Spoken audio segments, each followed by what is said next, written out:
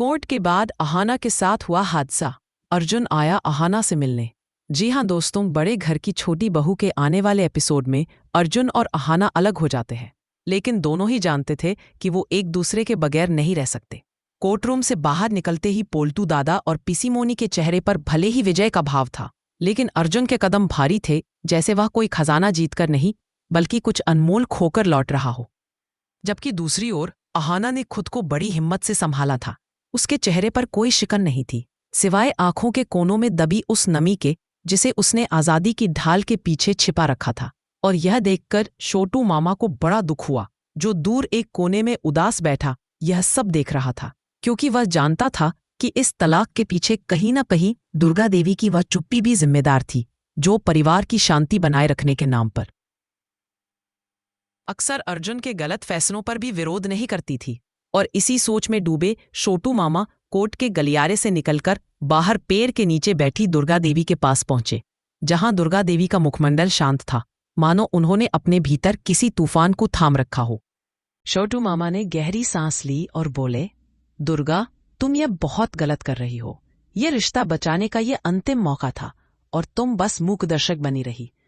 अहाना इस परिवार की छोटी बहू नहीं, बेटी की तरह थी। उसने तुम्हारे हर उसूल का सम्मान किया, परिवार के लिए बहुत कुछ किया है, लेकिन तुमने उसे जाने दिया। क्यों? दुर्गा देवी ने अपने माथे पर पड़ी सिकंग को सहज करते हुए जवाब दिया, शतुदा, तुम मेरे कर्तव्य और परिवार के रीति रिवाजों को जानते हो।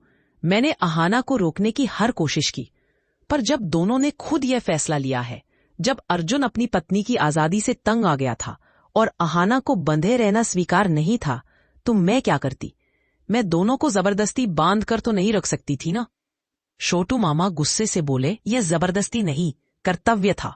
तुमने अहाना को हमेशा संदेह की दृष्टि से देखा और अर्जुन ने उसी संदेह को सच मान लिया। दुर्गा देवी ने धीरे से आंखें बंद की और जब खोली तो उनमें एक नई चमक थी। वह बोली, शायद तुम सही कह रहे हो शतुरदा, लेकिन मेरा मन मानता नहीं है कि उनके दिल के धागे पूरी तरह से टूट चुके हैं। इतना कमजोर प्यार नहीं हो सकता। जिस तरह से अहाना ने बिना किसी मुआवजे के तलाक दे दिया, वह दिखाता है कि उसे पैसे की नहीं, आत्मसम्मान की चिंता थी। और अर्जुन की चुप्पी, वह दिखाती है कि उसे अपनी जीत खोखली लग रही है। तभी उनके दिमाग में एक योजना कौंधी, एक खतरनाक पर शायद जरूरी योजना। वह आत्मविश्वास से मुस्कुराई, तुमने कहा ना कि मैंने दोनों को जाने दिया। अब मैं उन्हें रोकूंगी नहीं, बल्कि उन्हें उनकी हकीकत दिखाऊंगी। अब यह देखना होगा कि दोनों एक दूसरे के बगैर रह पाते हैं या। घर लौटकर पोल्टू दादा ने अर्जुन के गले में हार डालना चाहा। वाह छोटू, तुमने तो कमाल कर दिया। उस क्रांतिवीर बहू से पिन छुड़ा लिया। अब परिवार में चैन और सुकून रहेगा। अर्जुन ने रूखेपन से हार उतार दिया। उसका मन इस झूठे जश्न में जरा भी नहीं था। उसे लगा जैसे ये घर अब और ज्यादा बड़ा और खाली हो गया है, क्योंकि अब उसमें अहाना की बेबाक हंसी नहीं गूंजेगी, ना ही उसकी आजादी की मांग पर कोई बहस होगी। रात का खाना खाते हुए दुर्गा देवी ने घोषणा की, देखो छोटू, मैंने पहले ही कहा था, अब सब कुछ ठीक हो जाएगा। मैंने तुम्हारे लिए एक संस्कारी, घरेलू, आज्ञाकारी लड़की देखनी शुरू कर दी है। एक ऐसी लड़की जो तुम्हारे मूल्यों को समझेगी, जो घर से बाहर नौकरी के लिए नहीं भागेगी। यह सुनकर अर्जुन के दिल में एक अजीब सा खालीपन महसूस हुआ। 1 साल पहले वह यही सब चाहता था, लेकिन अब इस बात की पुष्टि पर उसे कोई खुशी नहीं हो रही थी। उसे याद आया कि कैसे अहाना ने जज के सामने कहा था कि उसे एलिमोनी नहीं चाहिए। मैं जानती हूं मैं अभी कोई जॉब नहीं कर रही, पर इसका यह मतलब नहीं कि आज नहीं कर रही तो कल भी नहीं करूंगी। उसकी यह बात अर्जुन के स्वाभिमान पर किसी वार की तरह लगी थी, क्योंकि अहाना ने अपनी आजादी और आत्मसम्मान को उसके पैसे से ऊपर रखा था। उसे हर कोने में, हर चीज में अहाना की कमी महसूस होने लगी। उसकी अलमारी में अहाना की साड़ियां, किचन में उसकी बनाई हुई चाय, और यहाँ तक कि उसकी हर वो छोटी छोटी चीज जिसके लिए वह पहले उसे तंग करता था, आज सता रही थी। ये खोखली जीत उसके गले में अटक गई थी।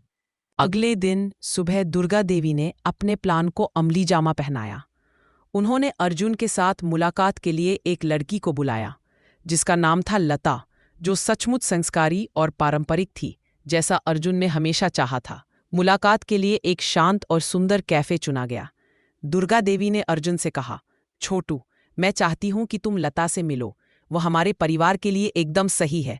अर्जुन ने अनिच्छा से सिर हिलाया, क्योंकि वह माँ को नाराज नहीं करना चाहता था। उसी समय दुर्गा देवी ने छोटू मामा को फोन किया, जो अहाना के साथ मिलकर उसकी आगे की पढ़ाई की योजना बना रहे थे। दुर्गा देवी ने जानबूझकर छोटू मामा को उसी कैफे का पता दिया, यह कहकर कि उन्हें वहां कुछ जरूरी कागजात पर हस्ताक्षर करने हैं और वह अहाना को भी साथ ले आए ताकि वे साथ बैठकर बात कर सकें। छोटू मामा को जरा भी आभास नहीं हुआ कि यह सब एक सोची समझी योजना का हिस्सा है। कुछ देर बाद छोटू मामा अहाना के साथ उसी कैफे में पहुंचे। अहाना एक नई साधारण सूती साड़ी में थी, पर उसकी आंखों में एक अजीब सी बेचैनी थी। जैसे ही वे कैफे में दाखिल हुए, अहाना की नज़र सामने की मेज पर पड़ी, जहां अर्जुन एक बेहद शालीन सिर पर पल्लू लिए हुए लड़की के साथ बैठा था, जो अपनी नज़रें झुकाए अर्जुन की हर बात को जी और हाँ में स्वीकार कर रही थी। ये दृश्य अहाना के लिए किसी बिजली के झटके से कम नहीं था। उसके पैरों तले जमीन खिसक गई। उसके दिल में एक तीखी पीड़ा उठी। तलवार का जख्म सहना आसान था, पर अपने पति को इतनी जल्दी किसी और के साथ देखकर उसे लगा जैसे उसका स्वाभिमान, जिसकी खातिर उसने तलाक लिया था, चूर चूर हो गया है। उसे लगा जैसे अर्जुन ने 1 साल के रिश्ते को तुरंत भुला दिया और अपने लिए एक उत्तराधिकारी ढूंढ लिया। वह खुद को अपमानित महसूस करने लगी। अपनी स्वतंत्रता की जीत उसे एकाएक बेमानी लगने लगी। छोटू मामा कुछ समझ पाते इससे पहले ही अहाना तेजी से कैफे से बाहर भागी। उसकी आंखों से आंसू रुकने का नाम नहीं ले रहे थे। वह भागी जा रही थी, जैसे उस दर्द और उस नज़ारे से दूर जाना चाहती हो। अर्जुन, जो लता से बात कर रहा था, अहाना को देखते ही एक पल के लिए स्तब्ध रह गया। उसके हाथ में पकड़ा कॉफी का कप कांप गया। वह लता और दुर्गा देवी को भूलकर बस अहाना को देखता रह गया। अहाना कैफे के बाहर की सड़क पर भागी। वह अपने आंसू पोंछने की कोशिश कर रही थी, लेकिन आंसू और तेज हो गए। उसने पीछे मुड़कर देखा भी नहीं कि अर्जुन उसके पीछे आ रहा है। उसका पैर सड़क पर पड़ी एक टूटी ईंट से स्लिप हो गया और वह धड़ाम से जमीन पर गिर पड़ी। उसके घुटने और हथेली छिल गए। दर्द की एक तीखी लहर उसके पूरे शरीर में दौड़ गई और वह दर्द से कराह उठी। दूर से यह सब देख रहा अर्जुन, जो एक पल पहले तलाकशुदा पति था, अब पूरी तरह से विचलित हो गया। लता, दुर्गा और संस्कार सब पीछे छूट गए। अर्जुन की आंखों में सिर्फ अहाना का दर्द था। 1 सेकंड भी गंवाए बिना अर्जुन दौड़कर अहाना के पास पहुंचा। वह तुरंत झुक गया। अहाना, तुम ठीक हो? उसके लहजे में वह फिक्र थी जो तलाक के कागजात पर दस्तखत करते वक्त कहीं खो गई थी। अहाना ने दर्द और आश्चर्य से उसे देखा। अर्जुन ने बिना एक पल की गौरी किए उसे अपनी गोद में उठा लिया। उसकी चोटों की परवाह किए बिना वह तेजी से उसे छोटू मामा के घर की ओर चलने लगा, जिसे अहाना ने अब अपना ठिकाना बना रखा था। छोटू मामा, जो पीछे पीछे आ रहे थे, यह नज़ारा देखकर स्तब्ध रह गए। अर्जुन की आंखों में अपनी खोई हुई पत्नी के लिए अथाह प्रेम और चिंता थी, जो उसके हर कदम से झलक रही थी। छोटू मामा के घर पहुंचकर अर्जुन ने अहाना को बड़े प्यार से बिस्तर पर लिटाया। वह भागकर फर्स्ट एड बॉक्स लाया और खुद उसके छिले हुए घुटनों और हथेलियों पर दवाई लगाने लगा। तुम इतनी तेजी से क्यों भाग रही थी?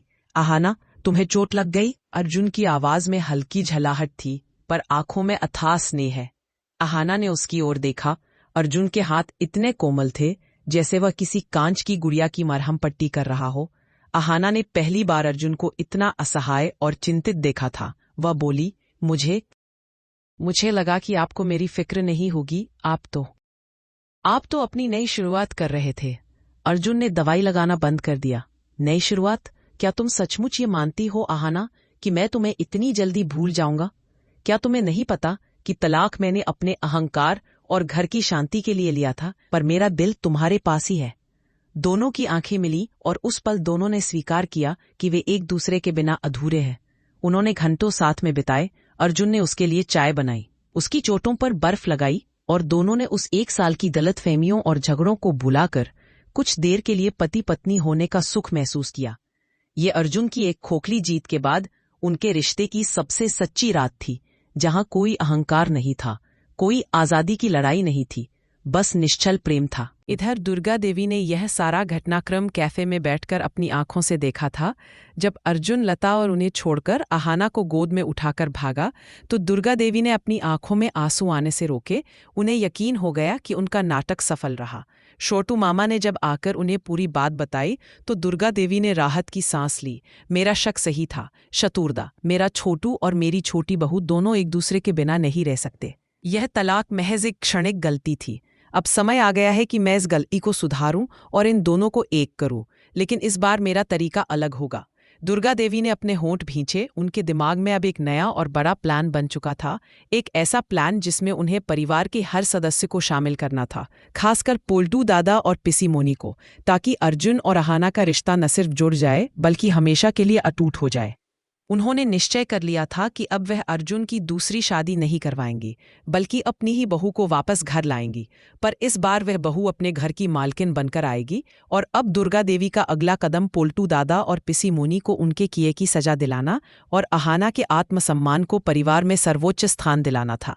आज के एपिसोड में बस इतना ही। कमेंट में बताइए ये स्टोरी कैसा लगा।